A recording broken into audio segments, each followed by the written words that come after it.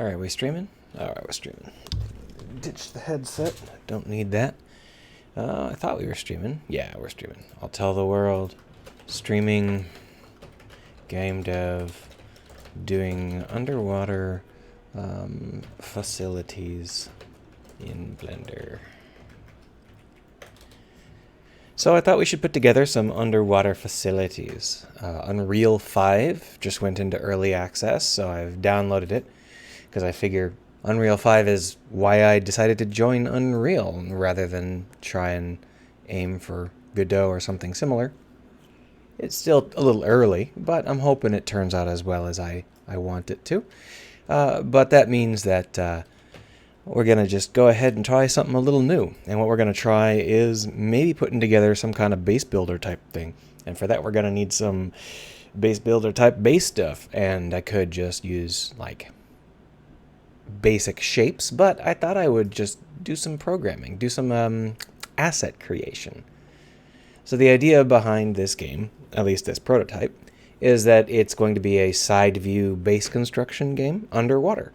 So there's going to be like, have you ever played any of those base building mobile games that are all side view? Kind of like that, but not shitty and not mobile. So to do that, we need a couple of things, and one of the things we need is a watertight door since it's underwater. I figured that would be where we could start. So I have a whole bunch of watertight door stuff, reference images on the far side of my screen where you can't see it, and I am going to go ahead and create some. So if we, actually we're just going to go inside here. If we assume that the watertight door needs to be able, hold on, I gotta close the door here.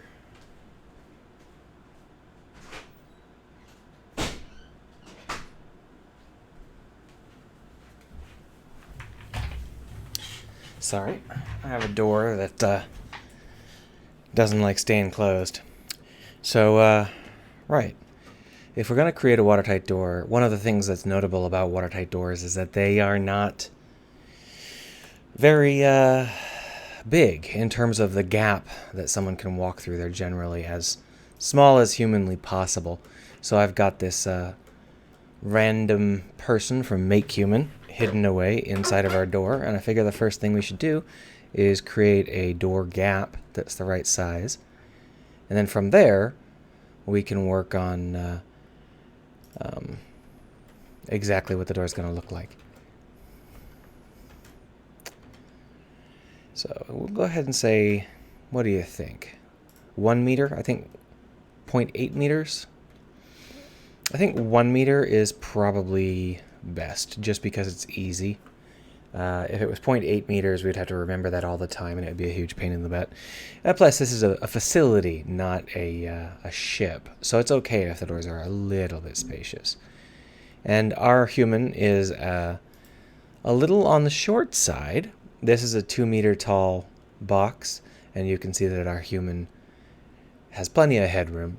But 2 meters really isn't that big, so I think that having a 2 meter door is fine. We can always rescale it later.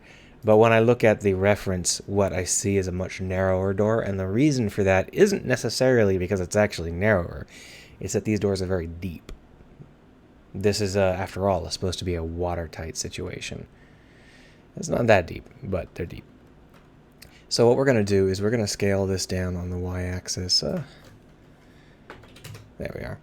To, what is it, 0.5 meter thick. And that's going to actually be the inside of the door. So we're going to just flip everything. Ciao. We're going to need to have a material that allows us to flip things. Ciao. There we go. And obviously we do not need the front or the back. There we go. And that's going to be our door gap, at least for starters. What we really need now is to add in a little bit of extra space. Sounds like the people next door are repeatedly opening and closing their doors, so that's fun. Maybe they have the same problem I've got. So we're going to just expand this by 0.5 meters. It's inside out. Why is it inside out? Well, it should be okay.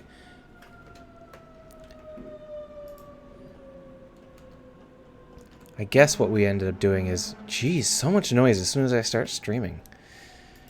We'll adjust all of these sizes as we move along. So next, I suppose we're going to want to put in some stuff on either side here. This is all just temporary, though. We're going to be doing something a bit different in a minute, so we'll just bridge these edge loops.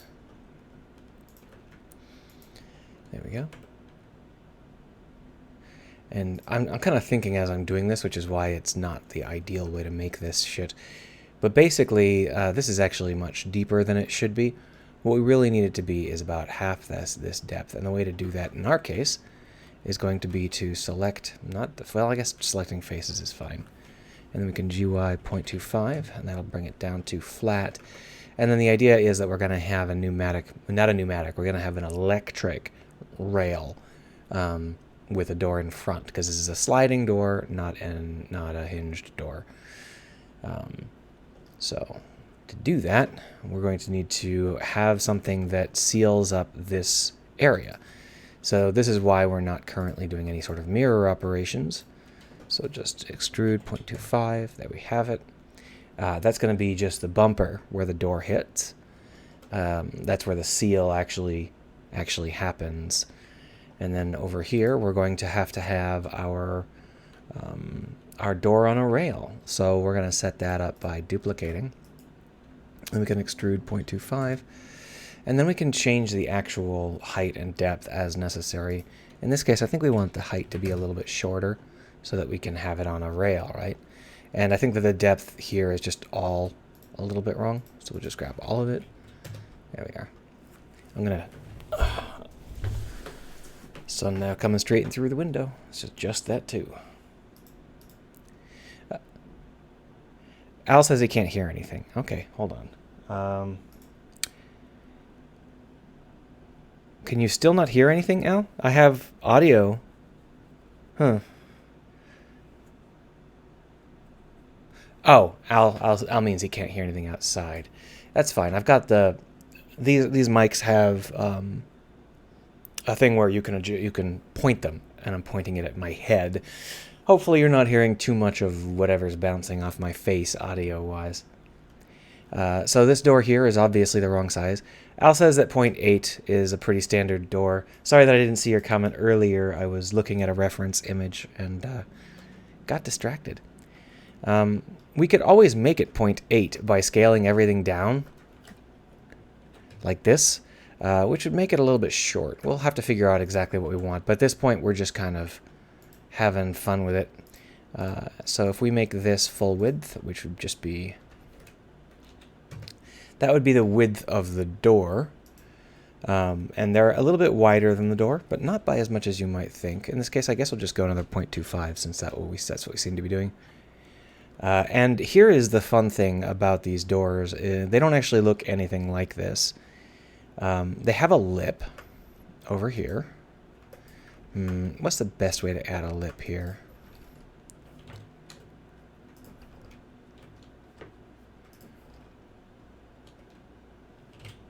There we are.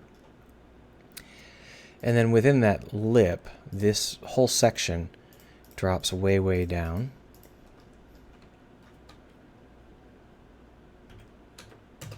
Like this. And now we've got just a door that makes no sense. There's like lots of random crap happening that doesn't make any sense at all. So we're just going to delete a ton of random crap here. And then we'll just rebuild the door. I think we deleted too much. No, we didn't. That's fine. So now I'll just rebuild the door manually. This is something where you can do this better. I am not trying very hard, so it's turning out kind of shit. That's okay, though.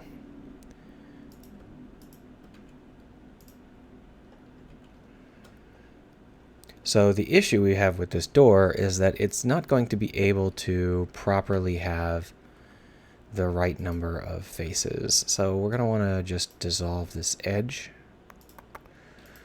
That should clean it up.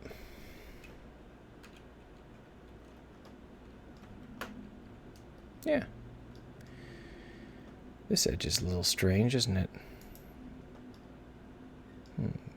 Something wrong down here. Give me a second. Let's clean this up. I have a feeling it got caught somewhere. There we are. Oh. What's going on? Do we have a spare? Yeah, I thought so. We got a spare vert that didn't die properly. So just dissolve that vert. Fill it in. And that is effectively our door. But the door doesn't look like this either because it is full of really, really heavy cross beams. So that's what we're going to build now. We can do that in a couple of ways. I guess the easiest way would be to duplicate this and scale it down slightly.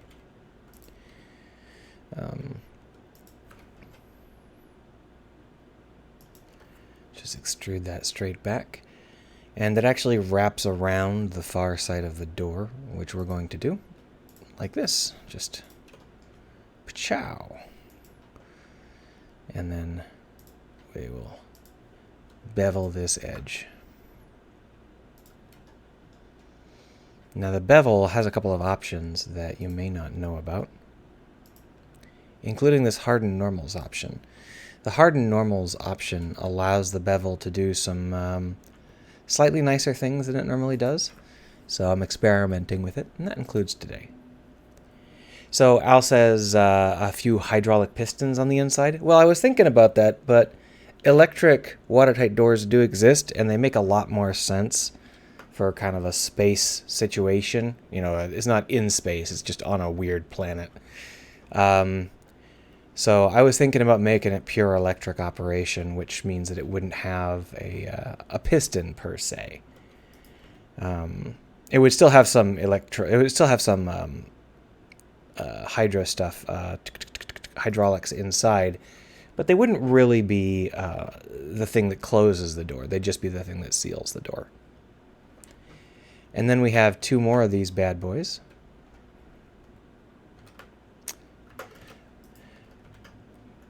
Which are going to be something like this. And I believe that the trick here is that these are on top of the locking pistons. What happens is there's little holes over here, and there's some essentially spikes that stick out of this door, and that's where it all sits together. So, talking about the rest of this, we do want this hydraulic system, that's not even hydraulics, you know what I mean, this door frame itself to be wide enough to actually, hit up the whole door. But I'm not 100% sure what happens on the other side of this hydraulic frame. I don't have any good pictures of the doors closed. They're all open. I guess it doesn't really matter because they're never going to be closed in the game. Maybe I say that, but who knows? They might be. So we're going to go ahead and just extend it, and we'll fix that up later if we find a better reference at some point. I can just take a quick little... Oh, wait, here's one that's closed. That one's a pneumatic one, so it doesn't really help, because the pneumatic ones have this giant pneumatic piston mounted right here, and it's like, obviously it extends past the edge of the door if you're using a huge pneumatic piston, because the pneumatic piston is the edge of the door. That's what the door butts against. And those doors have... Well, these doors have a lot of extra crossbeams, too. I don't know if we've got enough crossbeams. Do we need another... Yeah, we need another crossbeam right in the middle. I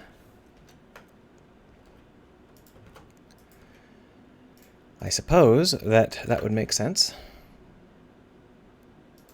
Although, this is an electric one. There's no pneumatic tube attached to this middle beam, so I'm not sure. Well, that's okay. It's okay. So, let's see if I can find the window I was on here. I need to just shrink this window down so I can see a couple of different things. Yeah, so the spikes coming out of the door happen roughly in line with the upper and lower crossbar here, which we'll put in later. But the pneumatic piston on piston doors is obviously right across the middle. The thing I don't understand is exactly what the electric motors work like, because that's a little new. However, I believe that what we've got is a situation where this frame is not quite this wide. It's like this, and then what we have is no, that's the wrong size, isn't it? Yeah, okay.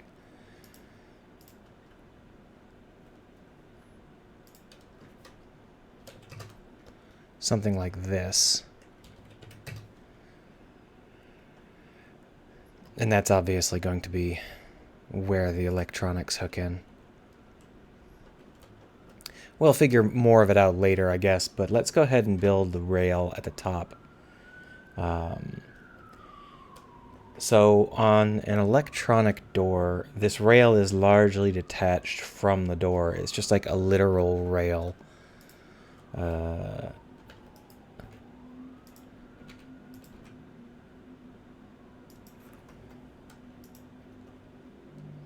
Something like this.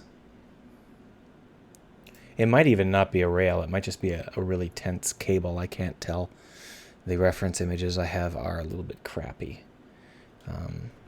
However, I think it would be best if we picked a specific size for it. There we are. Maybe even... There we are. And then what we have is the door frame comes up to attach to that cable with a very strange setup. I'm not 100% sure exactly what they're doing, but basically there are two vertical jutting elements coming out of the door. Let's go ahead and try and figure out if we can get these to work.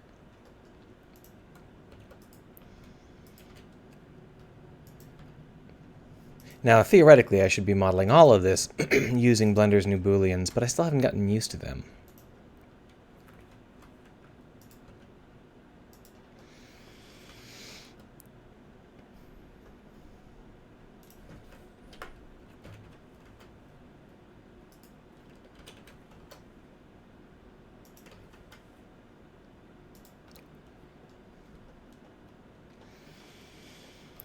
So there is something screwy going on with this one where I'm going to duplicate it and move it back.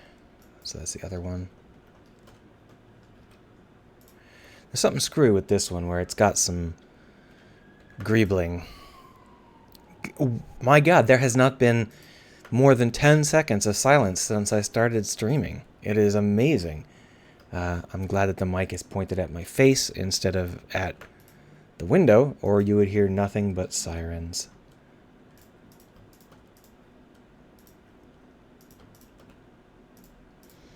So we're just going to go ahead and live with this greebling. Do a half-assed job of greebling it out a little bit, and I believe that what we want to do is adjust these so that they look a little bit more greebtastic. Yeah. But the back one doesn't have that. The back one doesn't look like that. And now I think what's actually going on here is that this is just a wire. Yeah, now that I'm looking at it, clearly what's happening here is that this is a heavy wire, not a rail. And what happens is it's very simple. This part here just has a big knot. Yeah, so the hydraulic versus the electronics, they have different methods of pulling the door closed. And for this one, I can't tell whether it's on the top and on the bottom. I think it's just on the top. They've got this this wire, and what they do is, as far as I can tell, they just have this big knot. And so when you decide that you're going to pull the door closed, on the inside it just goes around in a circle, and this knot moves to the left. Yeah, that's what I'm thinking too, but I think the point is that once you get to the seal, you got these spikes coming out of the door here and here, and those are what actually tamp down on the seal. They don't rely on the door closing measure to actually prevent any of the water from getting through or create any seal. All it does is get them close enough to actually, yeah, all it does is get them close enough to actually do the proper locking procedure. So if we go along the assumption that this is how it happens, and I mean, I'm making a sci-fi game, so I get to say what it's like, and I say it's like this, then that just means that later on we can sort of fix this up however we want and make it so that this electronic cable system is more cool looking. We can make it cooler, but for now it's fine. We'll just leave it as is. Bring this down to 12.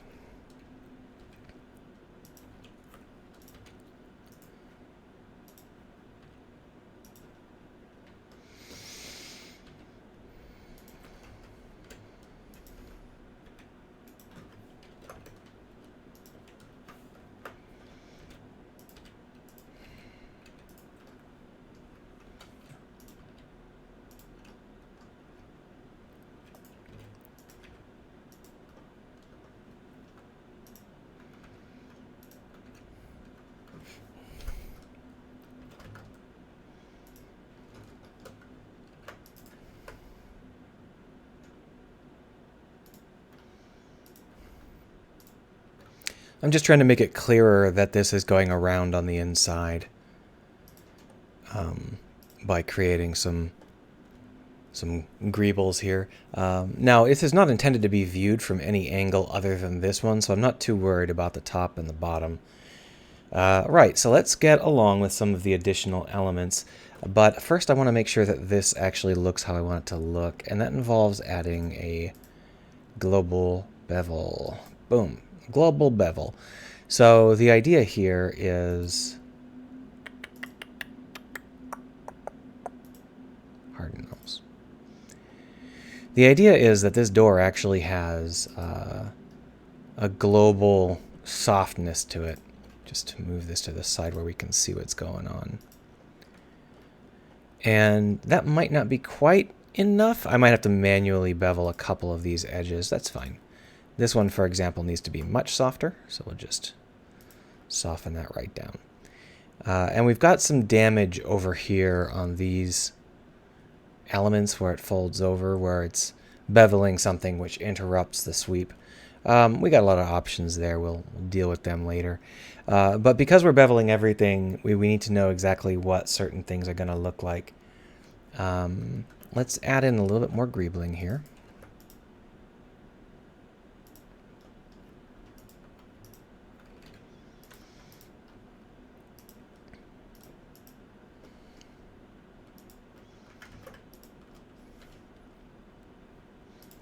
So what I'm going to do to make this feel a little bit more natural is I'm not going to leave these square. I'm going to adjust them so that they feel a little bit less arbitrary, a little bit less like faked.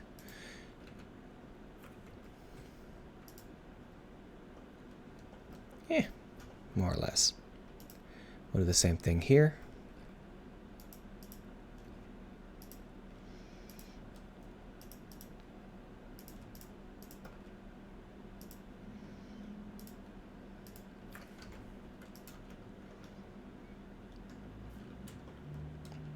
Tom Baum stopped in to say hola. I have no idea when, though, because I was too busy not paying attention. I'm really good at that part. So let's also add in some materials here.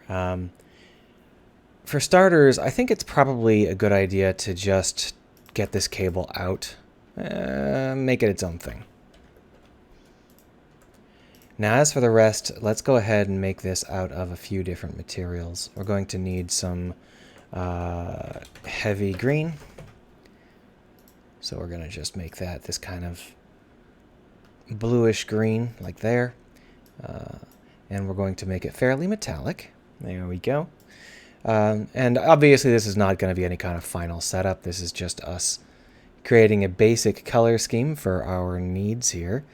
And a surprising amount of the door is this color, as in all of the stuff we've modeled so far.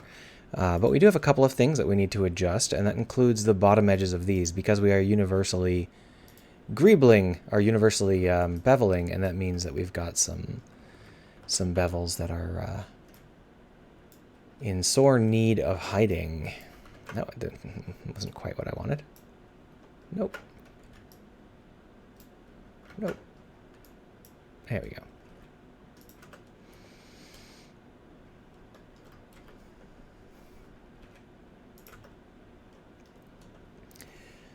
All right.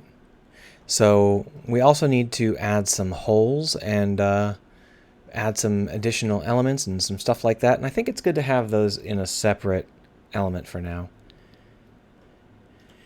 Yeah, I'm making a big watertight door, or a medium-sized watertight door, because this is a game that's theoretically set on some alien ocean, and I thought it would be good to have some doors for that.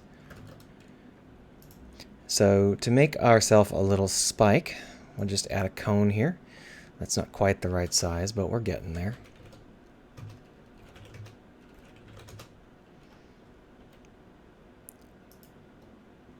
Oh, how did that end up? Hold on, try that again.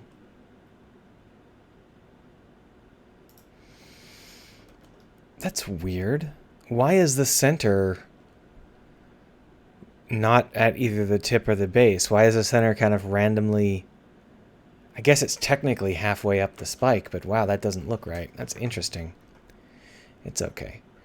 So I think the problem here is that we need to shrink the whole thing down. And you can see that this is not working out because it's so off-center. It's just terrible. Well, it's okay. So let's adjust this so that it actually feels a little bit right. And that means we're going to want to have this somewhere near that element. And we'll just extrude this whole section back. And then we're going to want to bevel here. And this is going to be the... so this is going to be the spike, and I'm trying to figure out the best way to do it. And I think we want a fairly sharp bevel. I think this is actually pretty close to right. But the trick here is that we actually need to bevel this tip, which it won't let us do as is. We're going to have to cut the tip. It won't let us cut the tip either. We have to delete the tip. So all that was wasted. I could have just made it a cylinder. It's fine. So basically, these have soft noses. They're not that spiky like that. And then we're going to want to add in a material, which we will call shiny metal. And I know you're going to be surprised. It's a shiny metal.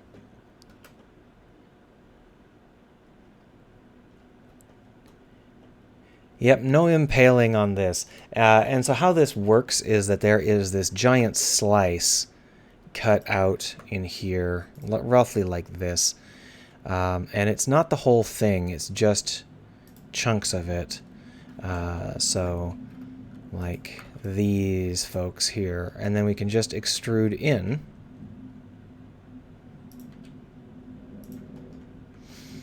But you can see that we've got kind of a weird situation. What we really want to do is mark a point to do all of our extrusion around. So we're going to go into point mode and select that one.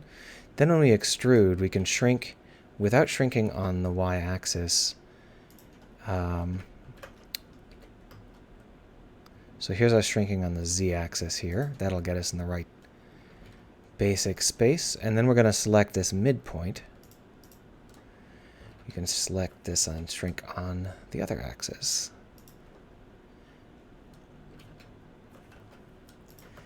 And that's how that looks, but you can see that we've got this really, really awful softening happening, which doesn't make any sense. A couple of solutions to that. One of the solutions we've got is that we can turn on auto normal. Oh, it is on auto smooth. That's interesting. It's just not marked smooth? Something screwy going on here. There's no modifier, so why are these smoothed? Well, I mean, I guess we can mark them as sharp manually. It's kind of weird, though. Mark sharp. Boom. Repeat the process. Sharp.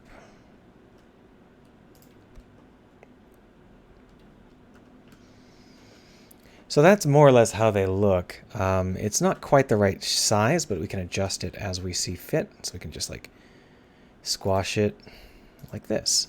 And then we'll just adjust it so that it's in roughly the right spot here. And we're going to want to make this on a spot which is easy for us to duplicate spatially so that we understand where these things are supposed to be relative to the space of the door and relative to the space of the world. And this is still very fat. It's such a specific look, and I didn't really nail it, so let's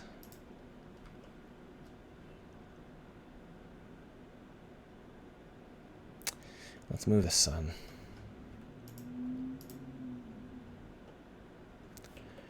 I think that's probably close enough for government work. And duplicate it and move it up, and we're going to want to put it on the same basic line. And so you can see I've got it 0.4 meters up and 0.4 meters down. And then we can come back in here and we can do some adjusting so that these are all lined up.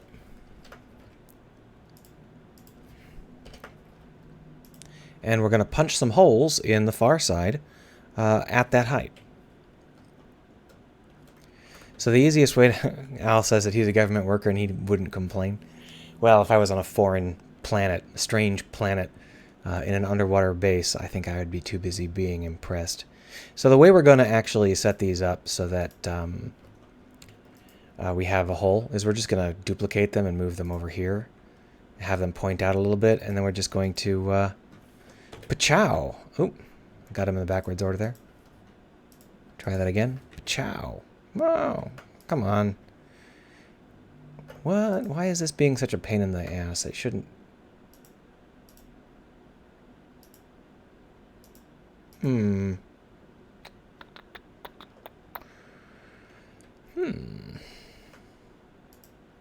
Interesting.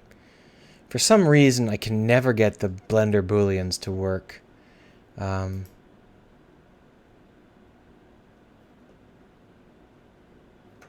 So I think that this is actually modifying the wrong thing here. So if we mark it... See, look, I'm doing a union. So it should be... It barfs on exact. Why does it barf on exact? This is fucking weird. I really don't understand Blender's Boolean system. It always seems to go horribly wrong. So I guess we're not going to use it. So instead what we'll do is we will simply put these inside the door. And then once we've done that, we can move them into the position we want them. This is way too far. Way too far back. We're going to want to move them forward. Maybe 0.2? That's too far forward. 0.1 is good. And then we can simply come back to this, grab a point here, these points, and then this point, scale x0, make it flush, and then we're going to delete this face here. Maybe we'll inset a little bit, and then we'll delete the face. And we're going to delete the rest of these elements here. It's just this one part that we want. Okay, so inverting only... Okay. Give me a second. Best if we just select those and then deselect these faces and then select delete faces, and then we've got just those left over. At that point we can select them, and now that I'm thinking about it, the problem might have been that I'm also beveling. We're going to want to put in a halfway bar.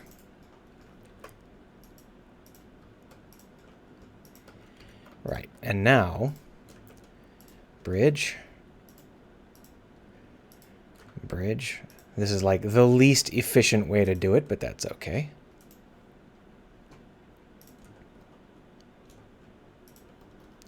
Extrude in. And you can see that it's all the wrong color. That's fine. It's just a material difference.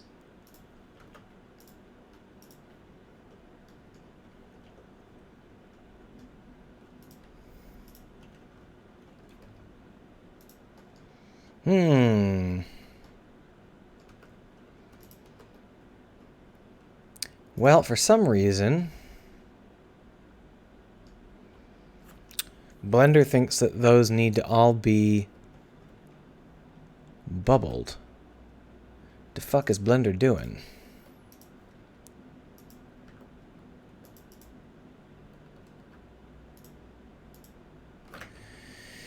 Alright, we did something wrong.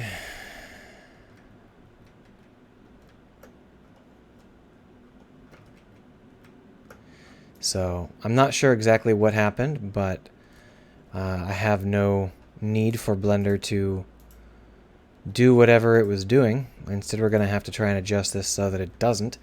I wish I knew a little bit more about how Blender decided on things. Anyway, we're going to extrude and then scale up by 1.1. Come down here, repeat the process, extrude, scale up by 1.1. Now, in theory, we should be able to get this without too much chop, but the point here is that I believe I mean, it's not how you're supposed to do it. What you're supposed to do is, let's try it the way we're supposed to do it. If we're gonna do it, we should probably try and do it at least vaguely right. I need to mark unsmooth. Hello? So I think what we've got here is an extra face in the back.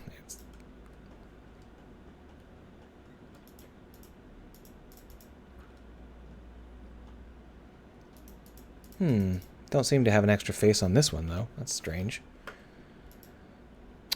Great, thanks. Clear it. Alright, so do we have an extra face in the back? I don't think so. We definitely do. I just can't select it for some reason. There it is. So the way that you're supposed to do this is to reduce the count on these as you extrude them out. So there's a couple of ways to do that.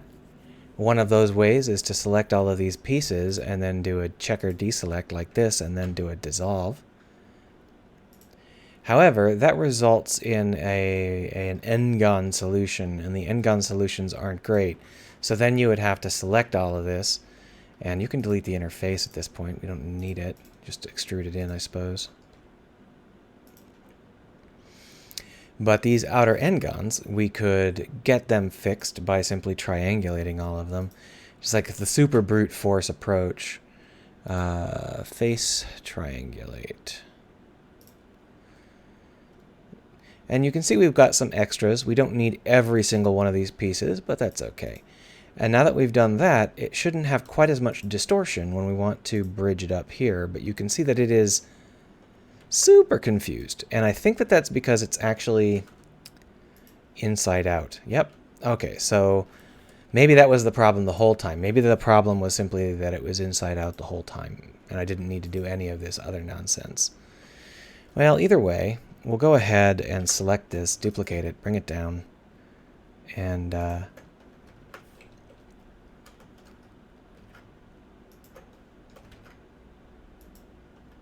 delete the old one.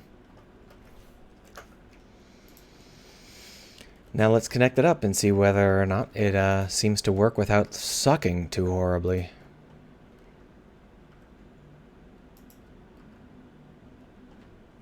Alright, son. Get your ass down here. Yeah, it doesn't actually have any problems if you're not doing the whole thing inside out. There we go. No, we got a glitch.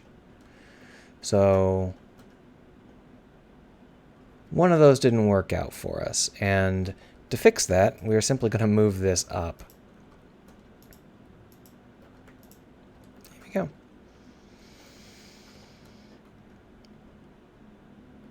Now, in reality, these should probably have seams, so we're going to go ahead and add back in that material, the shiny metal, and we're going to just select these and make them the shiny metal.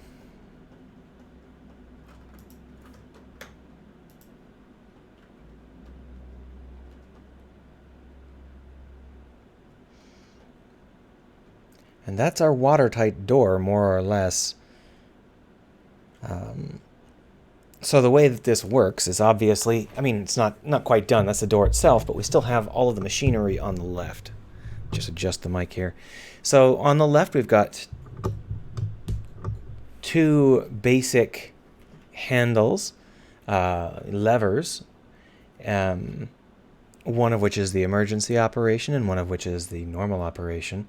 And we've also got some handles to hold on to while you're cranking the levers. So we'll go ahead and create a lever, which is just going to start as a cylinder. It doesn't need to be anywhere near this complicated.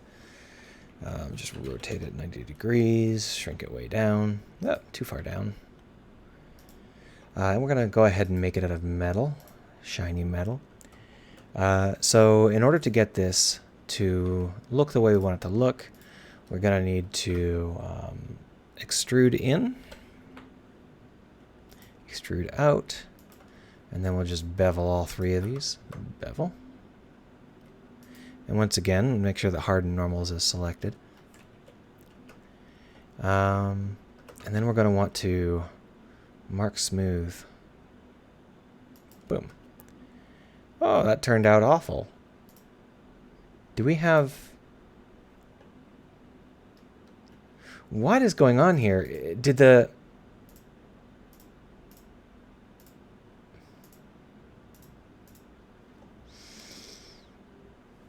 I didn't change versions of Blender. Why is the auto smooth screwing up like this now? That's so weird. I guess we don't need to worry about it for these. But that's super strange, and I don't like it. Anyway, we actually have to add these two to the door itself at this point. No reason to keep them floating out here. Just join.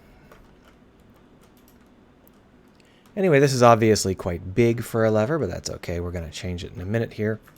Nope. Move that back a little. You too. And there's going to be a part of the lever that is up against the door, or, you know, against whatever surface it's mounted on. Like this, and that's also going to have a little bevel here. But this is going to have to be a different material, so go ahead and make that out of... Where is the green? Heavy green. Assign.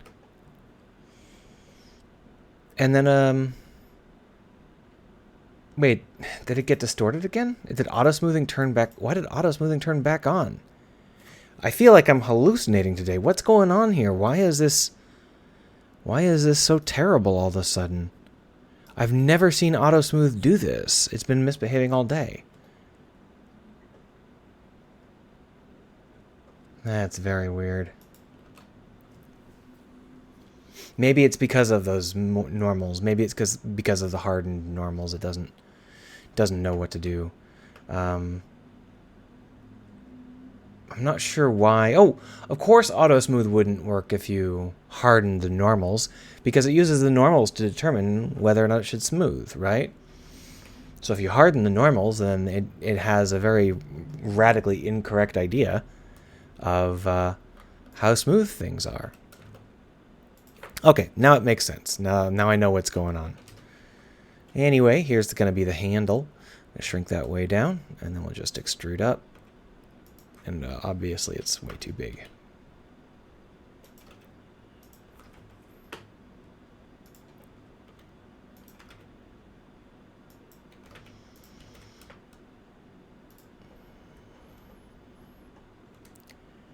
And then we just have a little grip on top.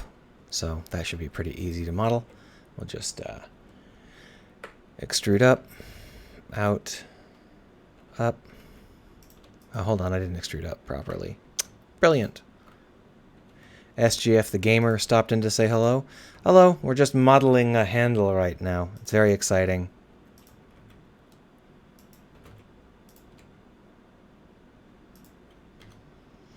And this needs to be another material. We don't have a material for this yet, so we'll add one. I'll call this dark plastic. That's not how you spell plastic. Here we are. And that's going to be much closer to black. We'll give it a nice saturated black blue, like this. And we're going to want that to be slightly metallic, but not too bad, and with a low roughness. I'll just assign that there. And obviously this needs to all be set to shade smooth, like so. Yeah, that's not too bad. The plastic's a little bit shiny and a little bit blue. Let's go ahead and pull back on the blue quite a bit. And the shine is just a little bit much.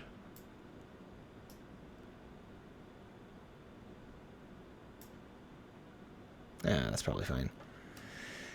So the metal we've got going just doesn't seem like it's shining up to normal metallic standards here. We're going to lower the roughness way down and make it super metallic. Yeah, like that. Now, obviously, this is taking place underwater. I don't think we're going to have a forest in the background, but if we can see the forest here, it's good enough for me. So this handle is going to go on our door, but it's obviously the wrong size. Let's pull the door back into the front here and start to place these handles. So we've got two handles that we need to place. The upper handle and the lower handle. The upper handle needs to be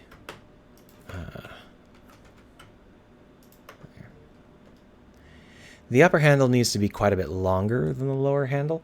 So what we're going to do is we're going to create two handles like this, and then we're going to shrink this one. And then this one up here, I'm going to have to shrink that one too. But clearly what we need to do is change their exact sizes, which is why they're not duplicates. Like this. And this is pretty close to how it looks in my reference photo, so hey. And now I'm pretty sure that this handle here is the one they use in emergencies, because that would be a little bit hard to reach if they were just doing it all the time, right? Aside from those two handles, we've got aside from these two levers, we've got two handles off to the left of the levers. So Bitter Zephyr says, I love weight and normals modifier. What do you think about the custom vertex normals? So I was just talking about that.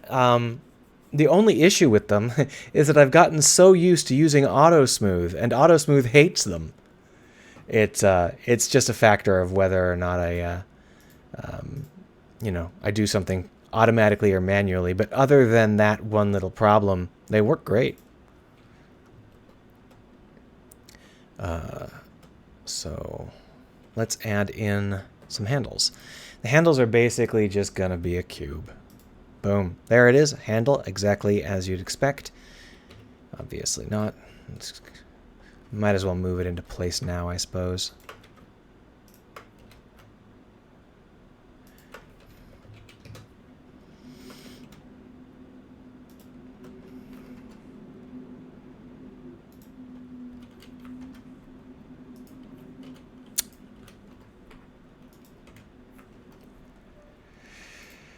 Now I spent quite a bit of time scaling this up in object space, so we're going to want to apply that scale and then go inside and create an actual object.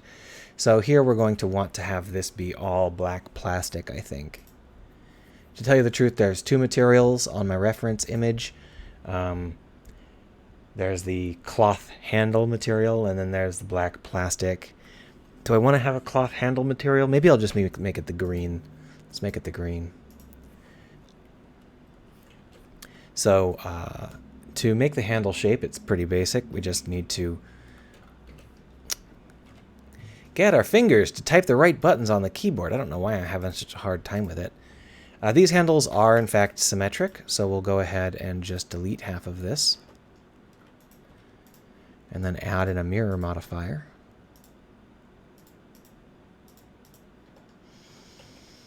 I guess they're symmetric on the x-axis too, now that I'm thinking about it. But I don't want to do that yet. It would be a little bit annoying to have to actually model it, because I'm going to be doing some stuff which requires it to have specific shapes. And basically, this is what a handle looks like. It's a very complicated shape. I'm not sure you've seen it before, but that's fine. We're just going to need to tighten this shape up a little bit so that it feels a little bit more natural. And that means doing some junk here. Michael on the run says, do you recommend MakeHuman? I mean, that depends on what you need it for. MakeHuman is nice because it is free, and that means it's free all the way through. If you use a MakeHuman mesh, you don't need to worry about buying anything or what sort of licenses you've got to use. It's not very good, but it's free. If you're just trying to find a good base mesh for you to model off of, there are certainly much worse solutions. Their base mesh is quite good. It's just that they don't have a wide variety of things like textures or hair or clothes or any of that stuff. So it all depends on what you need, I guess.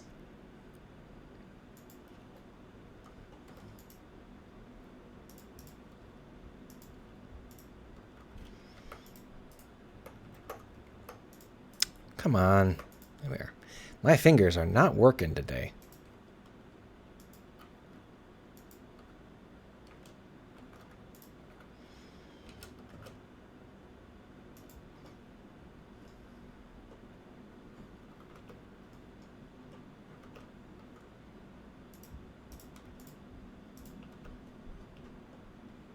More or less.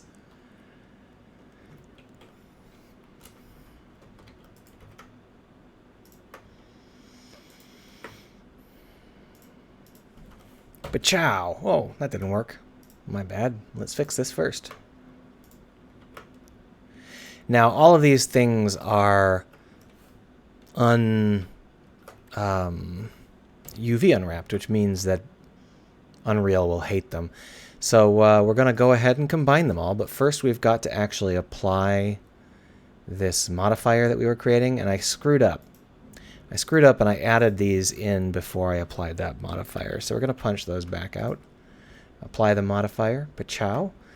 Then we're going to go back in here, and did the modifier actually apply? It did not. Okay, so I disabled auto smooth and it broke? What happened to the... Why can't I see the bevel modifier all of a sudden? Oh, it is errored out. Okay, so we're not going to use it. We're just going to delete it. It's fine.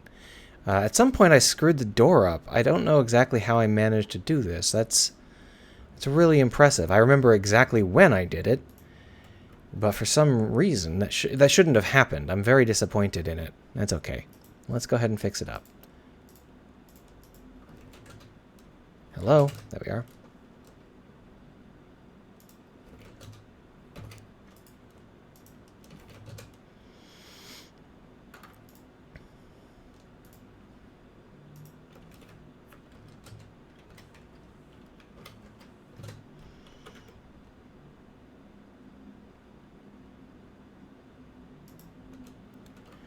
Alright, so this time we're going to bevel it and not completely suck. I think we can, what is it, a control click? Yeah.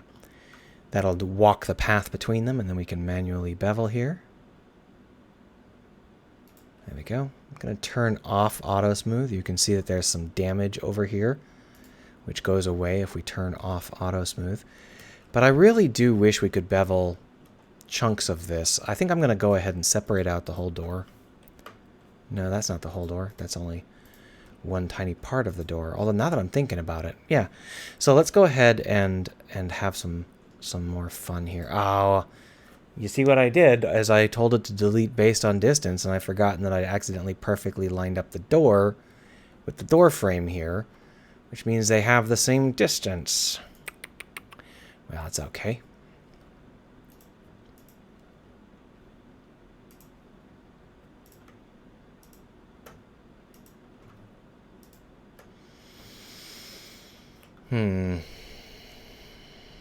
We'll leave it like this for now. We'll figure out what we want with it later. This up here needs to be metal. Join it in. Select the whole shebang and just quick unwrap it.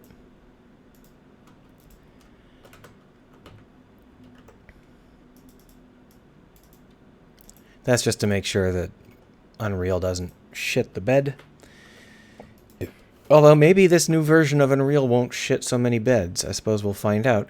Well, let's save that, and then we'll just export it for Unreal real quick.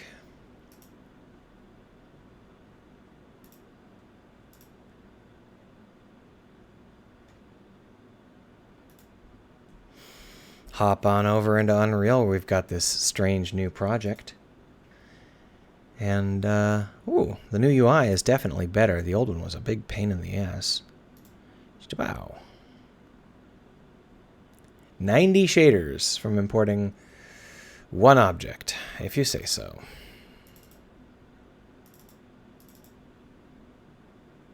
SM Cube, okay. Obviously I shouldn't have left it named SM Cube. Call it the watertight door instead and try that one more time here.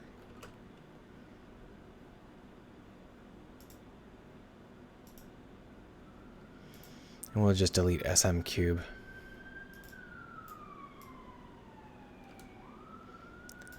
Sirens in the background, as always. I can't believe how many sirens there have been in the past hour. For some reason, they changed this. Okay, so this is the new version, Unreal 5, right? And you can see this nice big plus here.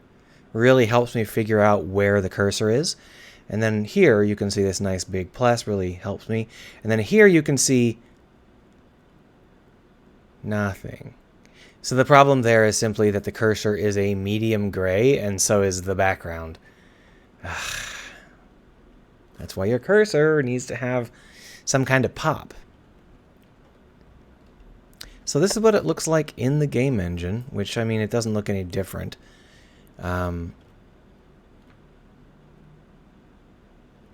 Right now we're using a third-person camera look. Pardon. Let me just yawn for a little while here.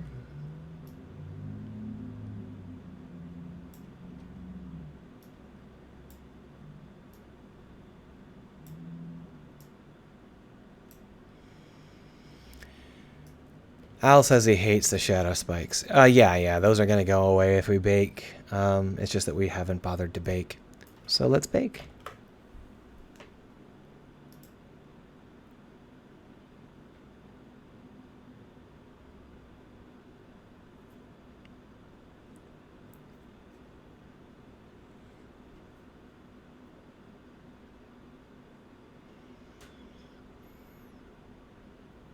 And those shadow spikes can also be gotten rid of by changing the light map importance and the light map volume of that object. Because the reason they're there is because our UVs are crooked, and the light, the object itself doesn't have any importance. That's interesting, though. They should have gone away entirely, and instead they're only slightly missing. My guess is that if we were to look at the UV values for this object, it would be not texture paint, up here. This is it.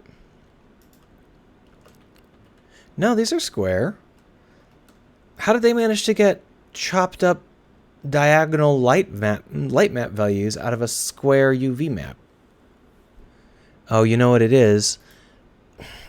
You see, I unwrapped these and these separately, which means they overlap. So what we're going to do is just unwrap the whole set again. There we go. And then we're going to export it again. I had overlapping UV maps, and so it was barfing. That was what the problem was. Just one more time.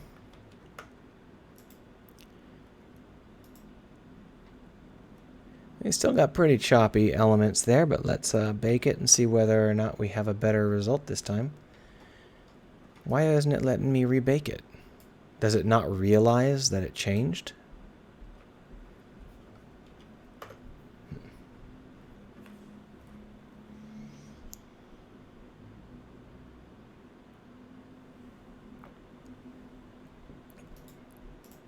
Usually it's much louder about whether or not the baking has errors, but it didn't even tell me this time. Yeah, it's choppy. It's interesting. I don't know why it's doing this. I mean, we're not going to be using sunlight in the actual game, right? We're going to be mostly using internal objects. So let's go ahead and bring this in and switch it over to a different kind of light.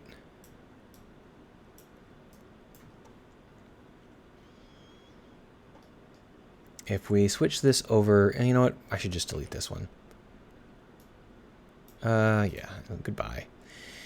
Add in, where is the lights? Rect light. There's our rect light. Bring it on over. That's not bringing it over. Bring it on over. Rotate it. Shikotata. Boom.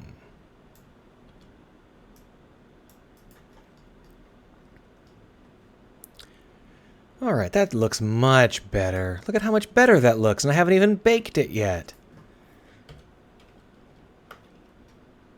Why is it not baking? Bake! Bake! There it is.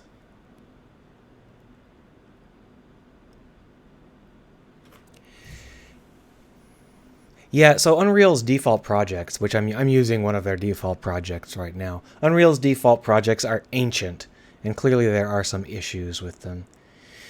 So this is what it looks like when we have just a generic light. Obviously this light should be red. But we can do that by selecting use temperatures and then bringing down the temperature. I think down makes it redder, or is it up?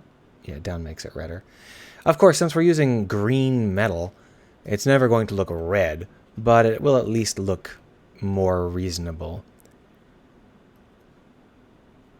Al says up. I'm not sure what up. So if we wanted to continue this process, we could create a couple more shapes just to get us into the right basic idea for this ship sort of thing. Oh yeah, well the thing about it is I'm not really sure whether or not Unreal's version of lighting, light warmth is correct. I think it probably is, but I'm always surprised at how I always feel like it's backwards. It always feels like it's wrong. So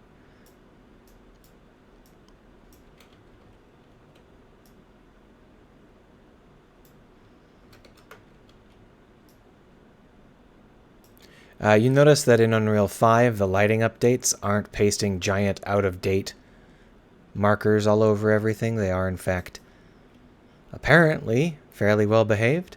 How weird, right? It just makes it look like it's already working.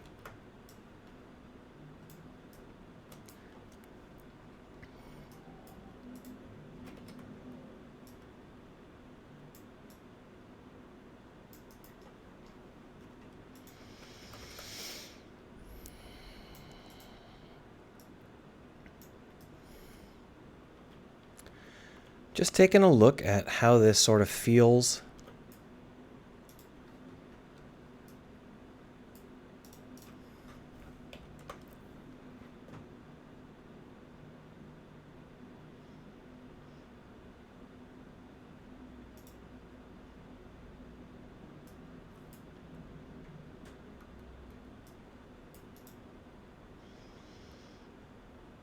Yeah, these are marked as static, so that baking should have worked. Their light map unbaked is really good, to the point where I'm worried that this isn't actually baking.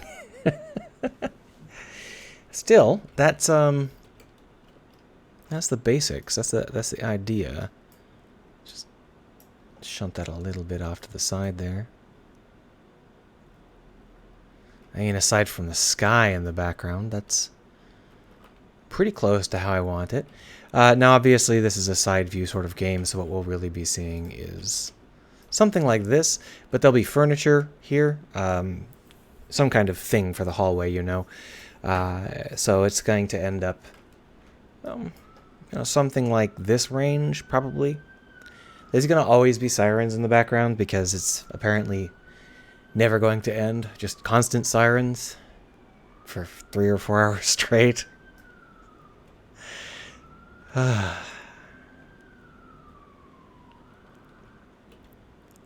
Anyway, I am getting a little bit burned out, so how long have I been streaming? An hour. Well, that's not very long, but I am in fact going to stop here for the day. We'll get back into a streaming habit soon, I think. Yes, to both. See you around, everybody. And I'll try and come back on Saturday. I just keep getting distracted. Where's the stop button?